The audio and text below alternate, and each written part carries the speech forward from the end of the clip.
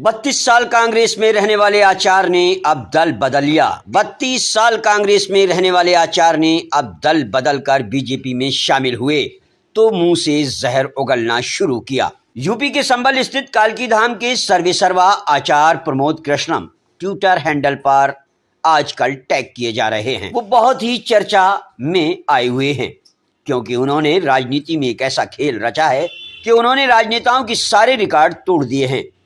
Twitter handle पर लोग उन्हें गालियां तो नहीं बक रहे, लेकिन उनकी खिल्ली जरूर उड़ा रहे हैं। आचार्य प्रमोद कृष्णम की राजनीतिक काल में उन्होंने कांग्रेस को 32 साल दिए और 17 साल की उम्र में उन्होंने राजीव गांधी को वादा किया था कि वह मरते दम तक कांग्रेस से वफादारी करेंगे, लेकिन उन्होंने यह वादा 32 साल बाद तोड़ दिया। आखिर क्यों? वैसे तो सुना यह जाता है कि साधु संत पीर फकीर एक बार जो किसी को जुबान दे देते हैं, एक बार जो किसी से वादा कर देते हैं, वह पत्थर की लकीर हो जाता है। फिर वह मरें या जिएं, वह अपनी बात से फिरते नहीं हैं। लेकिन ये कैसे साधु संत हैं जो अपने वादे से पलट गए, जिनके लिए राजनीति की गद्दी ही सब कुछ है? वह तो वह जाने। लेकिन यहाँ इस वक्त सवाल ये उठ रहा है कि कालकी धाम के सर्वेसर्वा आचार्य प्रमोद कृष्णम, हालांकि वो आचार्य नहीं लगते हैं, लेकिन फिर भी उनका नाम है आचार्य प्रमोद कृष्णम, जो इस वक्त अपने वादे से मुकर कर बीजेपी में शामिल हो गए हैं। और बीजेपी में शामिल होते ही उन्होंने 32 साल की कड़वाहट जो उनके मन में थी वो निकाल दी और जहर उगला।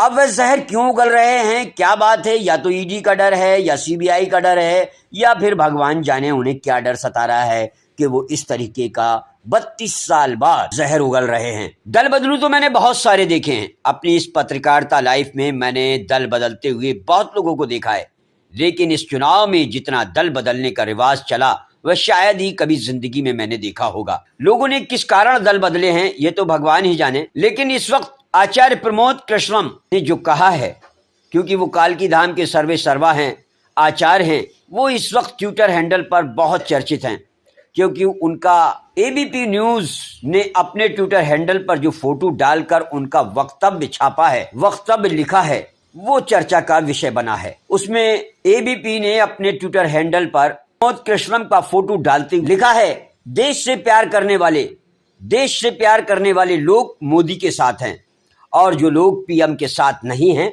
वह देशद्रोही हैं। यानी कि उनके कहने का मकसद ये है कि जो लोग 80% लोग जो मोदी को पीएम को नहीं चाहते हैं वह देशद्रोही हैं। इस बात को लेकर ट्विटर हैंडल पर जंग छिड़ी हुई है। लोग आचार्य प्रमोद कृष्णम को टैग करते हुए उल्टी सीधी बातें कर रहे हैं, उल्टे सीधे कमेंट्स कर रहे हैं और प्रमोद कृष्णम के साथ साथ बीजेपी को भी खरी खोटी सुना रहे हैं। एक व्यक्ति ने ट्विटर हैंडल पर तो यहां तक लिख दिया कि इसको संत कहोगे, इस आदमी को गांजा पीने से फुर्सत मिले तब ना, ये किसी भी पार्टी में रहेगा उसके वोट खराब होते हैं। धर्म के नाम पर धंधा चला रहा है और दूसरे को देशद्रोही। एक व्यक्ति ने ट्विटर पर लिखा है कि ट्विटर की पॉलिसी के अनुसार अगर गाली बकते तो अकाउंट सस्पेंड हो जाता है, इसलिए नहीं लिख सकता, लेकिन आप समझ जाएंगे मेरे दिमाग में क्या चल रहा है। एक व्यक्ति ने ट्विटर पर लिखा, यह बयान गंभीर चिंता का विषय है। राजनीतिक विभाजन को धार्मिक युद्ध के रूप में पेश करना असंवेदनशील और विभाजनकारी है। और एक व्यक्ति ने लिखा कि यही इंसान 5 साल पहले, जिसे आचार्य प्रमोद कृष्णम कहते हैं, 2019 में क्या बोल रहा था और आज ये तो नीतीश से भी आगे निकल गया पलटी मारने में। आचार्य होकर झूठ बोल रहा है, शोभा नहीं देता।